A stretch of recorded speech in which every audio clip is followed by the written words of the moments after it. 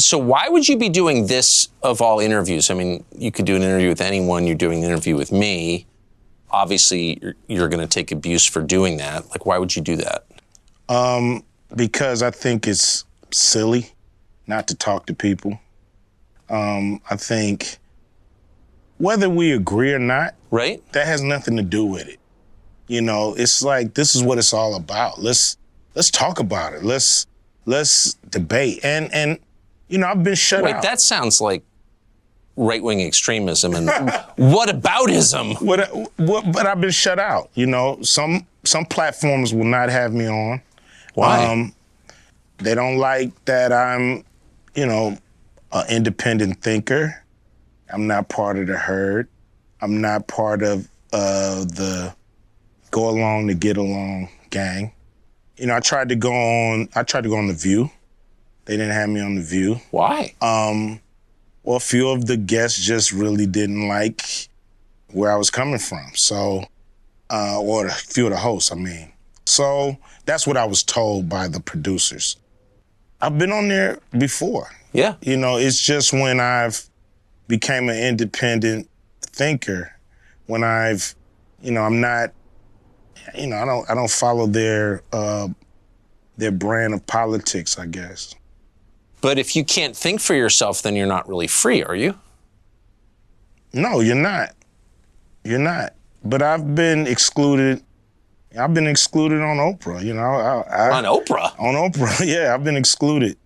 Yeah, man. I would think you'd be the person Oprah would want to promote. I mean, you grew up in South Central, you were successful at a young age, you have dignity, you say what you think. Like, I thought that was the goal.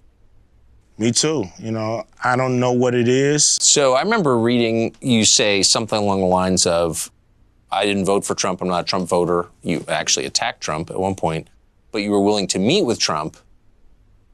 Do you think that crossed a line? I think some people didn't like that, but I think it's idiotic. You know, enemies meet. Right. You know, they talk. I'm pretty sure there's some communication between Russia and the Ukraine right now. Somebody's on the phone talking to somebody. I know when the talking stops, the fighting starts. You know, a lot of people, they, you know, think I'm a, you know, Republican, I'm a right-winger, just because I was willing to speak to the Trump administration, I mean, and I was willing to speak with the Biden administration as well, you know.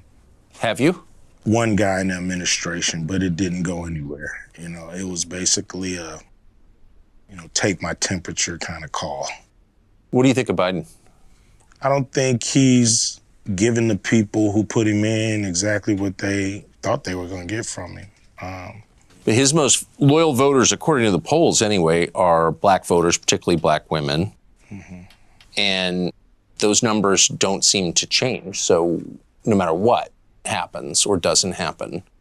So do you expect they ever will change?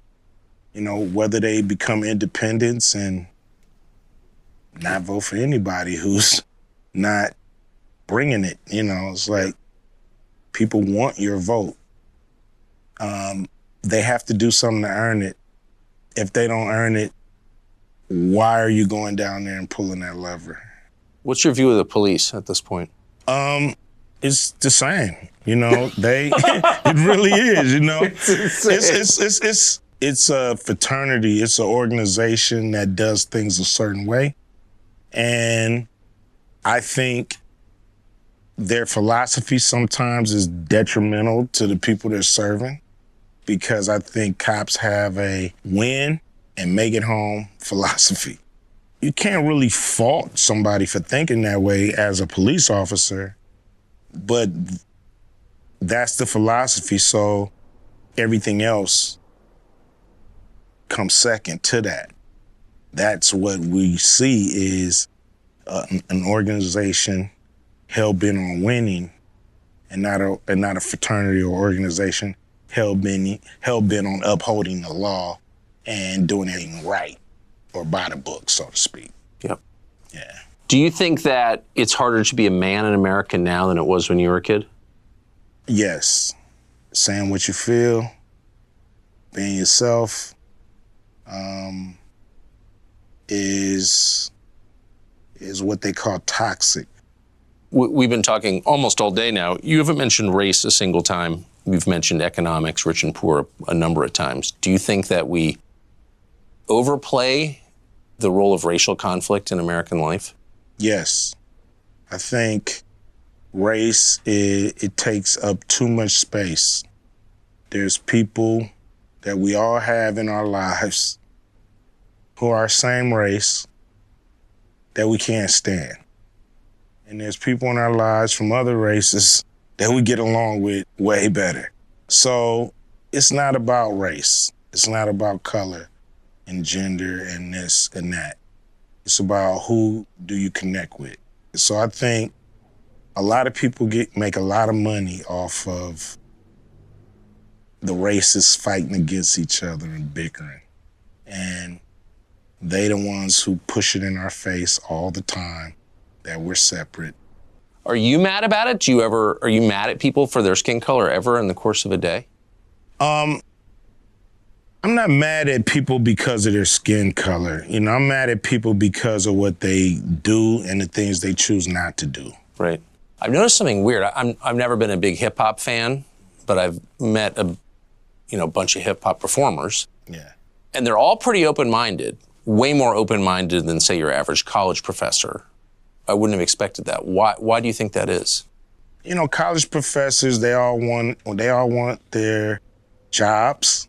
And if their staff or administration is saying, hey, we think this way at this college, sometimes they understand what that is and they stick to those guidelines. Rappers, you know, we're free spirits.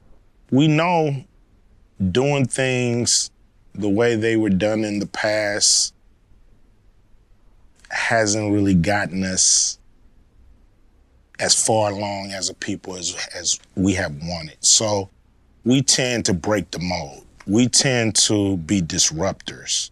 If I would have stayed in my lane, I wouldn't be here. I would still be in South Central Los Angeles, you know, not following my dreams.